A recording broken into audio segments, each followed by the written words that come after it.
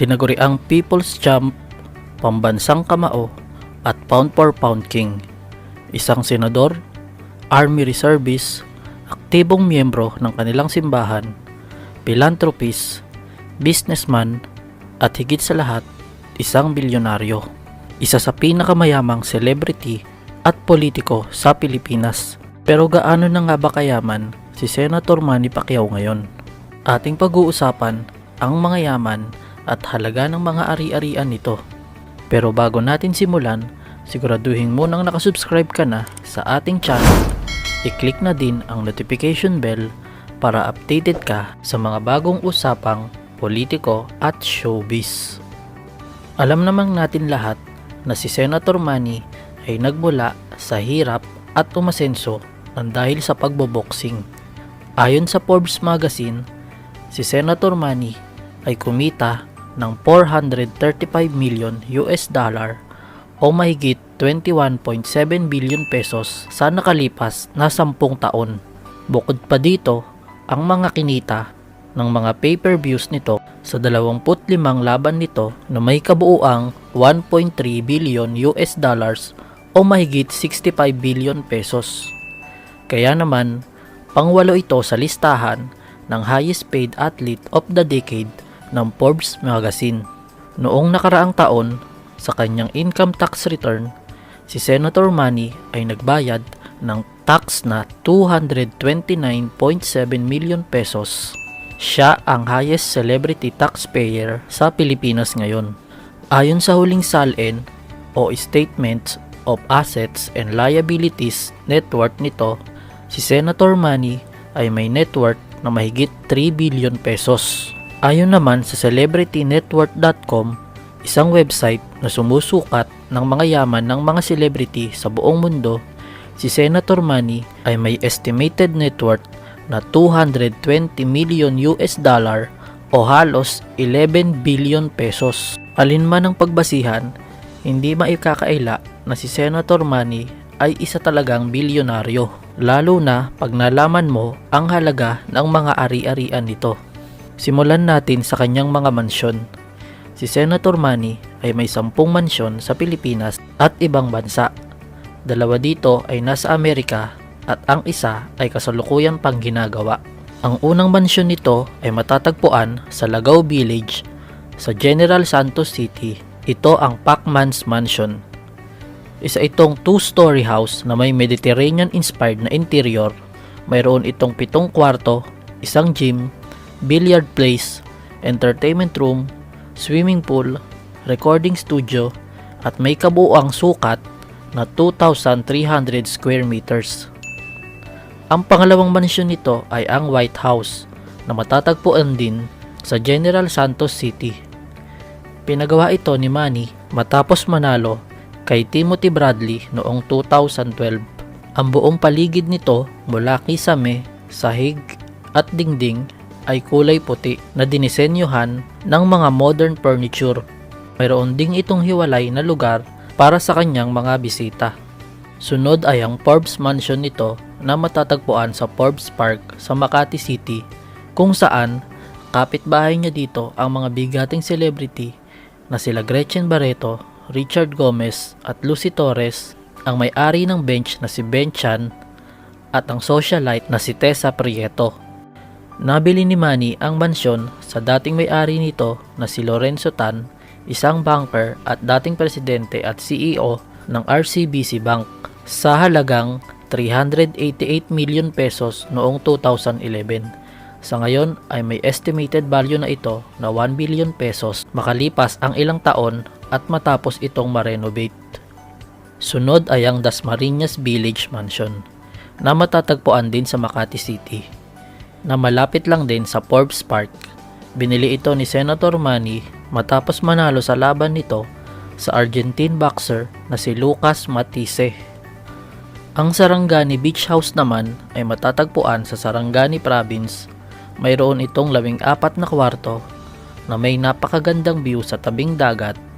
Medyo simple ang exterior at interior nito kumpara sa ibang mansyon nito, akmang-akma sa lokasyon kung saan ito nakatayo.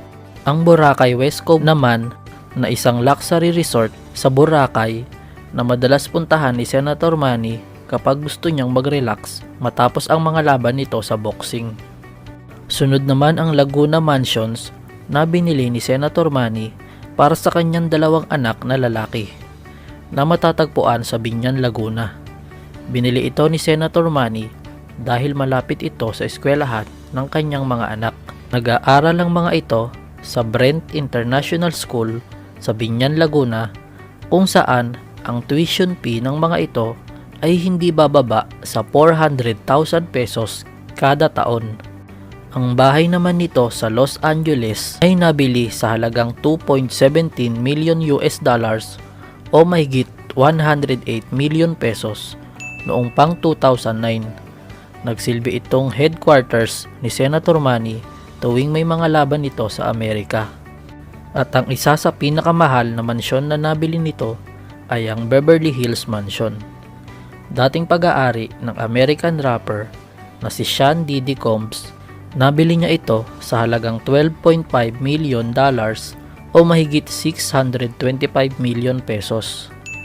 Mayroon itong 7 kwarto, isang malaking swimming pool at may kabuoang sukat na 930 square meter, kung saan kapitbahay niya dito ang maraming sikat na Hollywood celebrities tulad nila Katy Perry, Jennifer Lawrence, Cameron Diaz at marami pang iba. Ang mga sasakyan naman nito ay mayroon ding nakakalulang mga presyo.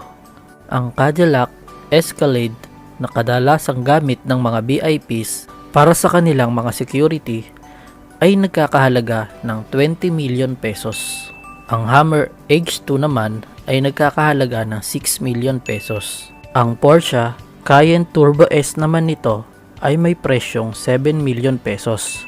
Ang Lincoln Navigator naman na madalas gamitin ng pamilya ni Manny ay nagkakahalaga ng 16 million pesos. Ang Ford Expedition naman nito ay nagkakahalaga ng 4.4 million pesos, habang ang Mitsubishi Pajero nito ay may presyong 3 million pesos. At ang pinakamahal sa mga koleksyon nitong kotse ay ang sports car nito na Ferrari 458 Italia na nagkakahalaga ng 23 million pesos. Mayroon ding sariling chopper si Senator Manny na nabili niya sa halagang 18 million pesos noong pang 2012. Binili ito ni Senator Manny noong siya ay congressman pa lang ng Sarangani upang magamit niya sa kanyang trabaho at upang marating ang mga nasasakupan nito na nasa remote area. Ang yate naman nito na nagkakahalaga ng 25 million pesos ay regalo ni Senator Manny sa kanyang asawa ni si Jinky Pacquiao dahil pangarap umano nito na magkaroon ng sariling yate. Naglalaman ito ng 4 na kwarto at may kargang 3 jet ski na nagkakahalaga ng 1 milyon bawat isa. Gawa ito sa Italy at maituturing na Ferrari ng mga yate dahil sa mahal nito. Pero dahil sa lumalaking pamilya ni Senator Manny, tila naliliitan na ito sa yate na binili nila.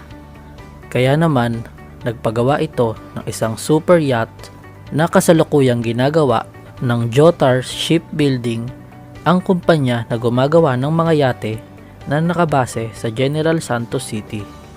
Ang super yacht na MY Queen 888 na pinagawa ni Senator Manny ay malapit nang matapos. Ito ay may sukat na 45 meters o 148 feet at naglalaman ng 13 stateroom, 14 bedrooms at private alfresco area.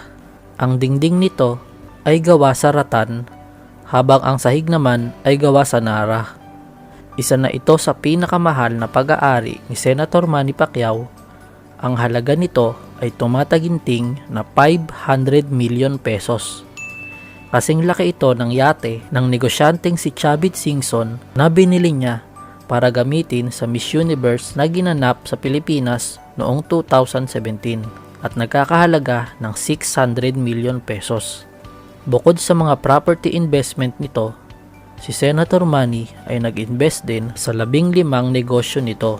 Ito ay ang Water Rotor Energy Technologies, kung saan business partner niya dito ang isang Ottawa-based technology company na nagpo-provide ng murang renewable energy sa bansa. Investor din siya sa One Championship, isang Singapore-based sports media company, ganun din sa G-Token na nakabase din sa Singapore.